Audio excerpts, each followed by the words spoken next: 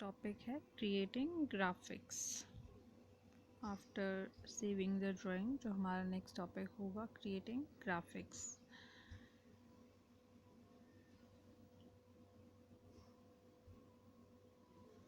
तो शुरू करेंगे हम ये टॉपिक अब।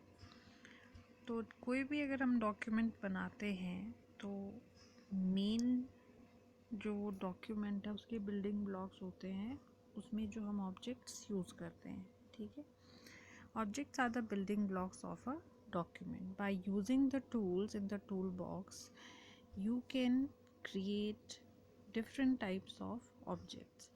तो इन ऑब्जेक्ट्स को हम कैसे बना सकते हैं, किसकी मदद से बना सकते हैं? जो आपके टूल बॉक्स में बहुत तरीके के टूल्स अवेलेबल होते हैं। ठीक है, जैसे कि कौन कौन से ऑब्जेक्ट्स हम बना सकते हैं, जैसे कि हमने कोई शेप ड्रॉ करनी है, कोई लाइन या फिर कोई कर्व ड्रॉ करना है, कोई टेक्स्ट ऐड करना है, या फिर हमने अपने डॉक्यूमेंट में कोई टेबल इंसर्ट करना है। ठीक है, तो कोई भी प्रकार का ऑब्जेक्ट हो उनको हम टूल बॉक्स में जितने भी टूल्स हैं उनकी मदद से क्रिएट कर सकते हैं। ठीक है, तो अब हम आगे एक एक करके पढ़ेंगे कि किस तरीके से हम अलग अलग तरीके के ऑब्जेक्ट्स को क्रिएट कर सकते हैं कोरल ड्रॉ में with the help of tools present in the tool box.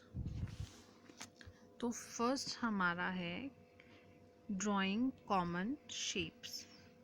ठीक है, तो फर्स्ट ग्राफिक हम कोई भी कॉमन शेप ड्रॉ करना चाहते हैं कोरल ड्रॉ में, तो उसको हम कैसे करेंगे? तो Corel Draw provides many tools that let you draw common shapes such as rectangles, circles, stars and arrows.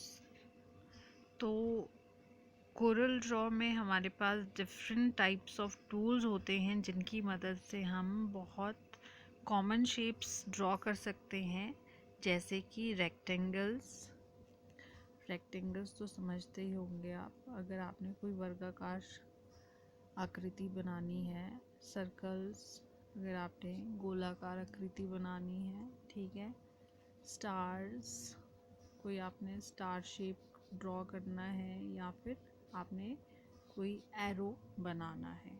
ठीक है, तो ये कॉमन शेप्स हैं जिनको हम बहुत सारे टूल्स की मदद से बना सकते हैं।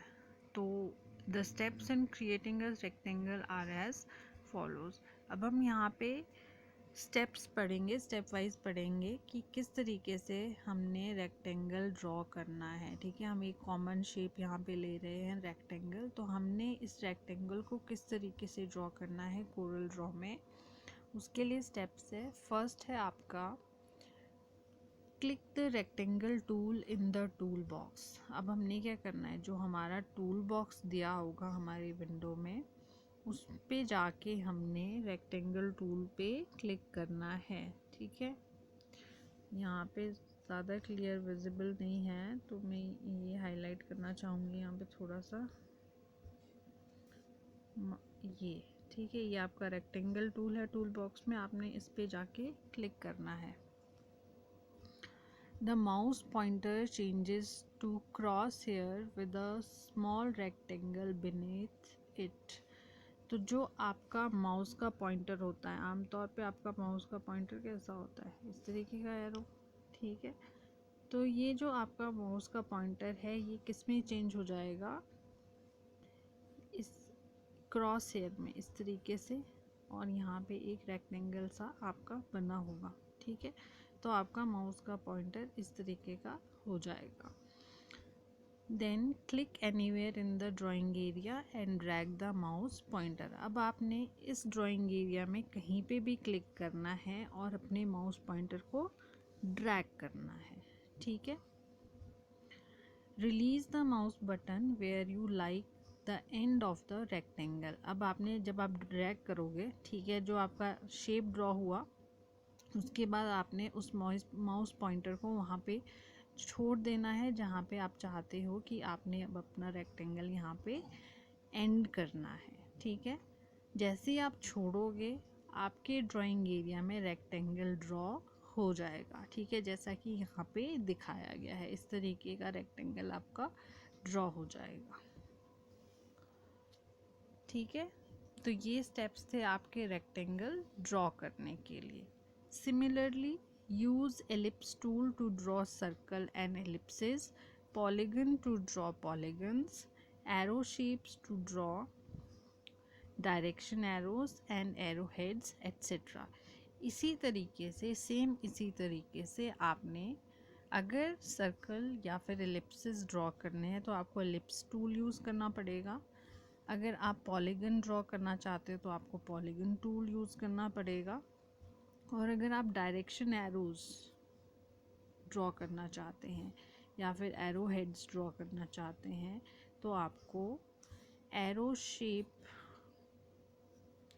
यूज़ करनी पड़ेगी ड्रॉ करने के लिए। ठीक है, और भी बहुत सारे टूल्स होते हैं। इसी तरीके से आपको स्पेसिफिक टूल यूज़ करना पड़ेगा, स्पेसिफिक टूल चूज़ करना पड़ेगा टूल बॉक्स से कोई भी शेप को ड्रॉ करने के लिए। ठीक है, बाकी स्टेप्स आपके वैसे ही रहेंगे। जैसे ही आप कोई भी टूल सेलेक्ट करोगे, आपका जो माउस पॉइंटर है वो उस टूल की शेप में चेंज हो जाएगा। आपने ड्राइंग पेज पे कहीं पे भी क्लिक करना है जहाँ पे आप ड्रॉ करना चाहते हो उस शेप को, और ड्रैग करना है, और जितना बड़ा चाहते हो आप शेप को ड्रॉ करना उतना बड़ा ड्रॉ करने के बाद आपने उस पॉइंट पे अपना माउस का बटन छोड़ देना है जहाँ पे आप उस शेप को एंड करना चाहते हो। ठीक है, जैसे ही आप बटन छोड़ोगे आपका जो भी शेप आपने सिलेक्ट की होगी, जो भी टूल आपने सिलेक्ट किया होगा वो ड्रॉ हो जाएगा ऑब्जेक्ट आपके ड्राइंग पेज पे।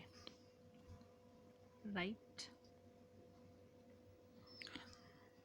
The drawn shape has selection handles around it as shown above. अब जो भी आपने शेप ड्रॉ की होगी उसके चारों तरफ ये सिलेक्शन हैंडल्स आपको दिखाई देंगे। ठीक है, ये डॉट डॉट्स आपको दिख रहे हैं, इनको सिलेक्शन हैंडल्स बोलते हैं। ठीक है, ये जो भी शेप आप ड्रॉ करोगे वो उसके चारों तरफ आपको इस तरीके से सिलेक्शन हैंडल्स दिखाई देंगे।